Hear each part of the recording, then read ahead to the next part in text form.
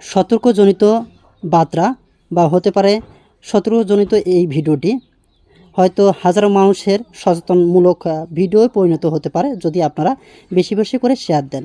আজকে যে রাস্তাটা বা যে বিষয়গুলো তুলে ধরতে যাচ্ছি আমি আক্তারুল, হয়তো ইতিমধ্যে আপনারা জানেন, হয়তো অনেকে দেখেছেন বা শুনেছেন। সো এই রাস্তাটি হতে পারে আপনার জীবনের সবচেয়ে একটি ভয়ানক রাতের রাস্তা। এই রাস্তাটি হতে পারে আপনাদের জীবনের সঞ্চিত যে বাহনটি আপনি কিনেছেন, মোটরসাইকেল বা ভ্যান গাড়ি বা অটো চার্জার বাহন গাড়ি। সো এই রাস্তাটিতে অনেক সময় অনেক দুষ্কৃতী লোক ক্রাইম করে থাকে।